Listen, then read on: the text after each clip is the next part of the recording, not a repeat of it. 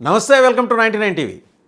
మోడీ చేతిలో TU-160M అంటే భారతదేశం ఒకవేళ ప్రొక్యూర్ చేసుకుంటే చైనా పరిస్థితి ఏంటి, పాకిస్తాన్ పరిస్థితి ఏంటి, చైనాని నమ్ముకున్న పాకిస్తాన్ పరిస్థితి ఏంటి? ఇక్కడ మూడు అన్నమాట.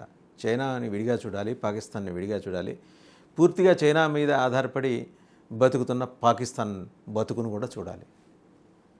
వాస్తవంగా డ్రాగన్ దగ్గర ఉన్నది ఏంటంటే H-6 బాంబర్. అంటే ఇవాళ మనం మాట్లాడుతున్న TU-160Mతో పోలిస్తే H-6 బాంబర్ కూడా ఈక్వల్లీ క్యాపబుల్ అనే పేరుంది. బట్ చైనా అంటేనే దో నెంబర్ కదా, నమ్మే పరిస్థితి లేదు. H-6 బాంబర్ని నమ్మే పరిస్థితి లేదు. చూస్తున్నాం, 2 ఇమేజెస్ చూస్తున్నాం అక్కడ.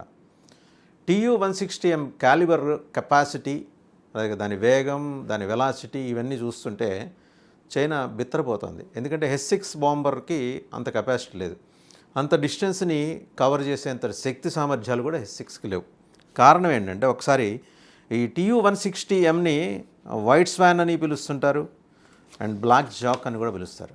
ఇప్పుడు అది మనం ప్రొక్యూర్ చేయబోతున్నాం, లేదా ప్రొక్యూర్ చేయాల్సిందిగా రష్యా మనకు ఆఫర్ చేస్తుంది.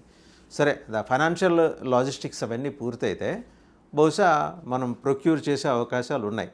మన ఎయిర్ డిఫెన్స్ సిస్టమ్కి అది it will be another feather in the cap of air defence system. భారతదేశ రక్షణ వ్యవస్థ ధరించే ఒక క్యాప్లో అదనంగా ఇంకో వాల్యూ ఎడిషన్తో ఉన్న ఒక ఫెదర్ వచ్చి యాడ్ అవుతుంది. అదే దాంతో చైనాకి భయం పట్టుకుంది. ఇప్పుడు చైనా ఏం చేస్తోంది? నాటో దేశాలతో కలిసే ప్రయత్నం చేస్తుంది. జియో పొలిటికల్ అఫైర్స్ ఎట్లా ఉంటాయంటే, ఈరోజు పొద్దున స్నేహంగా ఉన్న 2 దేశాలు సాయంత్రానికి శత్రువులుగా కూడా మారిపోవచ్చు. పరిస్థితులు అలా అనుకూలిస్తాయి. కొందరికి అనుకూలిస్తాయి, కొందరికి ప్రతికూలిస్తాయి. హఠాత్తుగా యుద్ధరంగం నుంచి యుఎస్ నిష్క్రమించవచ్చు. కారణం ఏంటంటే, యుఎస్ ఇప్పటిదాకా చేస్తూ వస్తున్నవన్నీ ప్రాక్సీ వార్సే. ఇంకొకళ్ళ చేత యుద్ధాలు చేస్తూ వాళ్ళకి వీళ్ళకి ఇద్దరికి సమానంగా ఆయుధాలు అమ్ముతూ ప్రపంచాన్ని మజా చేస్తోంది యుఎస్.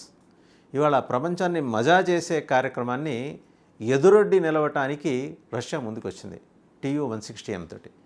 అది మోదీ గారి చేతికి వచ్చింది అనుకోండి. TU-160M ఫస్ట్ భయపడేది ఏషియా అండ్ యురేషియా, ఆసియా ఉపఖండంలో అలాగే యురేషియా దేశాల్లో కూడా ఒక ప్రకంపన మొదలవుతుంది.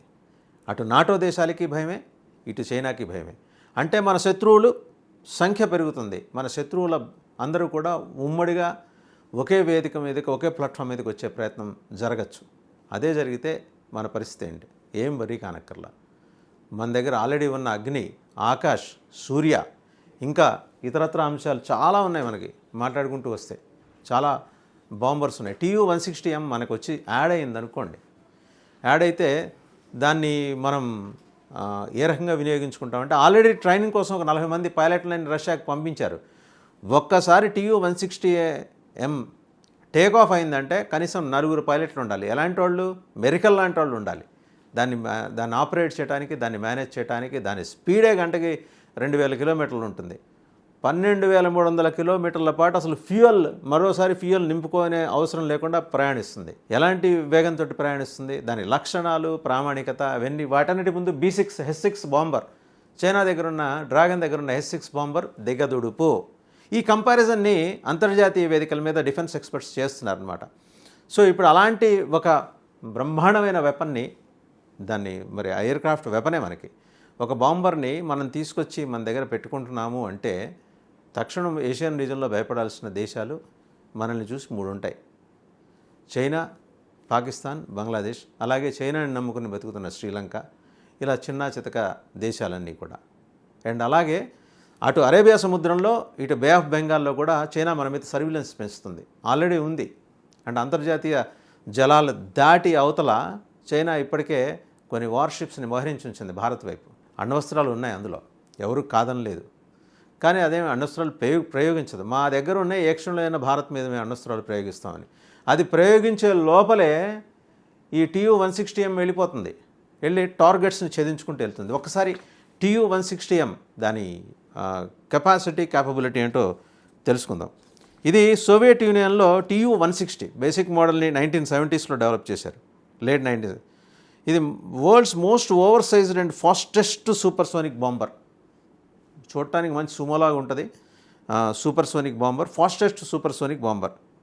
మోడర్నైజ్డ్ వేరియంట్ TU-160M, దాన్ని ఇప్పుడు ఆధునికీకరించిన తర్వాత incorporates significant upgrades over its predecessor. సహజం, ఒక కొత్త మోడల్ వచ్చింది, ఇంతకుముందున్న మోడల్కి రిఫైన్డ్ వర్షన్ వచ్చింది, కొత్త హంగులు దాంట్లో చాలా వచ్చి చేరుతాయి. Advanced avionics, enhanced navigation systems. ఏ రకంగా చూసుకున్నా విమానయాన రంగంలో కావలసిన అధునాతన ఏవియేషన్ ప్రక్రియలన్నీ దాంట్లో ఇన్కార్పొరేట్ చేసుకుంది అది. అలాగే నావిగేషన్ సిస్టమ్స్ కూడా perfect to the core. State of the art NK3202 engines ఉన్నాయి దీనికి, వేటికి లేదు, కేవలం 160Mకే. TU-160M is designed to improve operational efficiency and extend mission capabilities. దానికి నిర్దేశిత లక్ష్యాలని చేరుకోవడానికి పర్ఫెక్ట్గా అది. ఒక్కొక్క aircraft 12 long range cruise or nuclear మిసైల్స్ని క్యారీ చేస్తుందట. TU-160 12 long range cruise missiles or nuclear missiles. And దాంట్లో precision strikes far from home bases. ఎక్కడైతే బయలుదేరుతుందో అక్కడి నుంచి అది దాని లక్ష్యాలు సుదూరంగా ఉన్నా సరే బ్రహ్మాండంగా రీచ్ అవుతుంది, టార్గెట్ని ఛేదిస్తుంది. 12,000 కిలోమీటర్లు రీఫ్యూలింగ్ అవసరం లేదు. వేరియబుల్ స్వీప్ వింగ్స్ ఉంటాయి, allowing flexible mission adaptation. Variable sweep wings అది అవసరం, యుద్ధ విమానాలకి అది అవసరం. లాంగ్ డిస్టెన్స్ స్ట్రాటజిక్ బాంబర్గా ఇది, అంటే సూపర్ స్టార్ ఉన్నోటిలో సూపర్ స్టార్ బాంబర్గా ఇది పేరు తెచ్చుకుంది. Models design allows for high speed, low altitude flight and quick acceleration. ఇది చాలా important. Granting it a unique operational profile suitable for conventional and strategic missions. అది. ఇక జియో పొలిటికల్ ఆస్పెక్ట్స్కి వద్దాం. ఇందాక మనం మాట్లాడుకున్నప్పుడు అంతర్జాతీయ వ్యవహారాలు పొద్దునున్నవి మధ్యాహ్నానికి ఉండాల్సిన అవసరం లేదు, మధ్యాహ్నం ఉన్నవి సాయంత్రానికి, సాయంత్రం ఉన్నవి తెల్లారికి మారిపోవచ్చు. గ్లోబల్గా జరిగే చేంజెస్, రాజకీయంగా అండ్ డిప్లొమాటిక్ లెవెల్లో జరిగే అంశాలు ఎప్పటికప్పుడు గంటకి మారిపోతుంటాయి developments. The offer of the TU-160M alliance with Russia's goal of deepening defence ties with India. భారతదేశంతో సుదీర్ఘకాలం పాటు జర్నీ చేయాలి డిఫెన్స్ రంగంలో, సాంకేతిక సహకారాన్ని పరస్పరం అందించుకుంటూ ఇద్దరం డెవలప్ అవ్వాలి, రక్షణ అలాగే ప్రాదేశిక సమగ్రతల్ని పరిరక్షించుకునేందుకు కోసం రష్యా ఈ ప్రపోజల్ భారత్ ముందు పెట్టింది. This relationship has weathered challenges posed by India's increasing engagements with western powers, notably the US for defence technology. ఇక్కడ ఒక సిక్కు వచ్చింది ఏంటంటే, మనకి ఇటు యూఎస్తో కూడా సంబంధాలు ఉన్నాయి. మరి స్ట్రెయిన్డ్ రిలేషన్స్ ఏమన్నా భవిష్యత్తులో ఉంటాయా, స్ట్రెయిన్ అవుతాయా అనే అనుమానాలు అయితే చాలామందికి ఉన్నాయి. ఉండొచ్చు, ఎందుకంటే మనకు మనంగా ఘర్షణ యుద్ధానికి దిగే తత్వం కాదు. కానీ మనకి యుద్ధం వచ్చినప్పుడు అవసరమయ్యే అధునాతన యుద్ధ విమానాలని లేకపోతే సామాగ్రిని మనం సమీకరించుకోవడంలో తప్పేం లేదు, ప్రొక్యూర్ చేయడంలో. టుపోలేవ్ TU-160 అంటే టుపోలేవ్ దాని పేరు. దీన్ని వైట్ స్వాన్ అని కూడా పిలుస్తారు. Accepting Russia's offer could reaffirm this bilateral relationship counter balancing western influence. మన మీద పశ్చిమాది దేశాల ఇన్ఫ్లుయెన్స్ బలంగా ఉంది, కాదనలేవు. యూరోపియన్ ఇన్ఫ్లుయెన్స్ ఉంది, మరోపక్క US ఇన్ఫ్లుయెన్స్ ఉంది. అట్ ద సేమ్ టైం మనకి రష్యా కావాలి. రష్యా ఇవాళ మిత్ర దేశం కాదు మనకి. అవిభక్త రష్యా నుంచి కూడా మనకి మద్దతు ఉంది. విడిపోయిన తర్వాత కూడా రష్యా మనతోటే ఉంది. మనల్ని చైనాతో స్నేహం ఉన్నప్పటికీ మనల్ని గాఢంగా విశ్వసిస్తుంది రష్యా. డైవర్సిఫికేషన్ గనక అనేది ఉంటే that reduces reliance on any single country and allows India to navigate its complex strategic environment more flexibly. ఇంకోటి ఏంటంటే, ఇక్కడ by selling advanced military equipment like the TU-160M, Moscow reinforces its image as a provider of cutting edge technology to key partners. తనకి సుదీర్ఘకాలం భాగస్వాములుగా ఉన్న మిత్ర దేశాలుగా ఉన్న దేశాలకి కావలసిన టెక్నాలజీని అందివ్వడానికి రష్యా వెనకాడబోటం లేదు అనే సంకేతాన్ని రష్యా పంపించాలనుకున్నది. ఇన్ఫ్యాక్ట్ ఈ సంకేతం కేవలం రష్యాకి అనుకూలంగా ఉండే మిత్ర దేశాలకి కాదు, US కూడా, చైనాకి కూడా. చైనాతో స్నేహం చేసినంత మాత్రాన మీరు పాల్పడే అనైతిక వ్యవహారాలకి మేము పరిపూర్ణంగా మద్దతిస్తామని భావించొద్దు బీజింగ్ అని పుతిన్ చెప్పబోతున్నారు అనమాట. అండ్ ఇంకా ఇక్కడికి వచ్చేటప్పటికి రీజనల్ బ్యాలెన్స్కి వచ్చేప్పటికి strategic bombers could alter the military balance regionally. ఇవి చాలా వ్యూహాత్మకంగా ఉండే బాంబర్ ఫ్లైట్స్ ఇవి. ముందరే చెప్పినట్టు అత్యంత బరువుతోటి సుమో మాదిరి, కనపడటానికే మంచి సుమో మాదిరి ఉంటుంది అది. అలాంటిది వచ్చి ఒక్కసారి మన ఎయిర్ డిఫెన్స్ ఫ్లీట్లో జాయిన్ అయింది అంటే వణుకు పుట్టేది పాకిస్తాన్కి ఫస్ట్, యువతల బంగ్లాదేశ్కి, పైన చైనాకి, కింద శ్రీలంకకి. మన మ్యాప్ని ఒకసారి జస్ట్ విజువలైజ్ చేసుకుంటే మన నెత్తినెక్కి డ్యాన్స్ కట్టేది చైనా, కింద నుంచి పొగబెట్టేది శ్రీలంక, పక్క నుండి ఉగ్రవాదుల్ని పంపించేది అటు పక్కన ఇటు పక్కన, అటు వెస్ట్ పాకిస్తాన్ ఇటు ఈస్ట్ పాకిస్తాన్.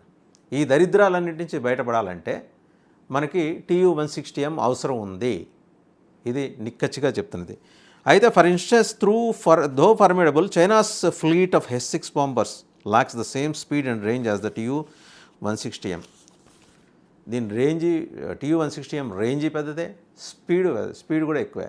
12,300 కిలోమీటర్లు ఫ్యూయల్ అవసరం లేకుండా ఒక్కసారి టేకాఫ్ అయిందంటే మళ్ళీ ల్యాండ్ అయ్యేది 12,300 కిలోమీటర్ల తర్వాతే ఫర్ ఫ్యూయల్. అండ్ స్పీడ్ 2,000 కిలోమీటర్లు పర్ అవర్. H-6 బాంబర్స్కి అంత శక్తి లేదు.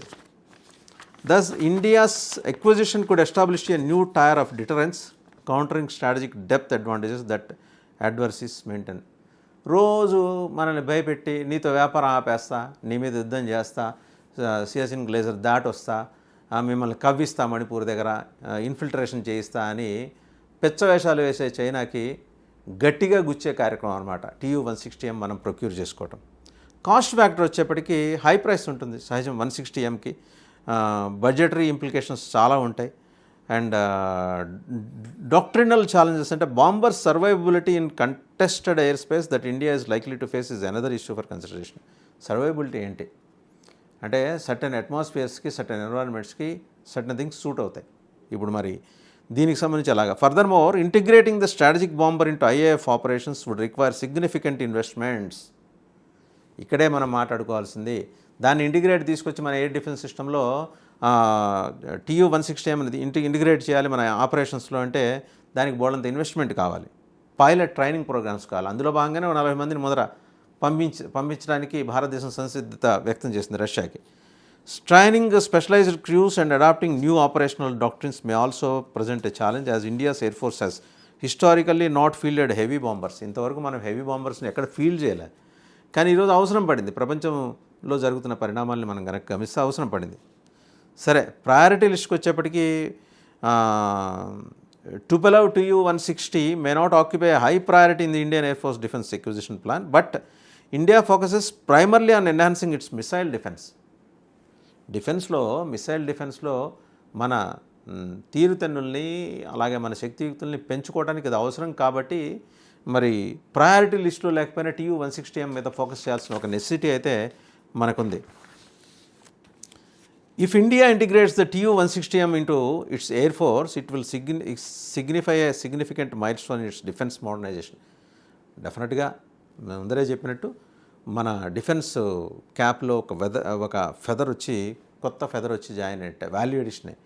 And at the same time choice will reflect India's long term vision for its role in the regional and global security landscape. ముందరే అనుకున్నట్టు గ్లోబల్ సెక్యూరిటీ ల్యాండ్స్కేప్లో, Indian ల్యాండ్స్కేప్లో కూడా ఈ అవసరాన్ని ఇండియా గుర్తించింది. అండ్ డ్రాగన్ దగ్గర ఉన్న H-6 బాంబర్ ఎలాగూ TU-160Mని అందుకోలేదు, దాని వేగాన్ని అందుకోలేదు, అండ్ దాని లక్ష్యాన్ని ఆ స్థాయిలో సుదూర లక్ష్యాలని చేర్చుకునే దాని శక్తియుక్తుల్ని కూడా H-6 బాంబర్ అందుకోలేదు.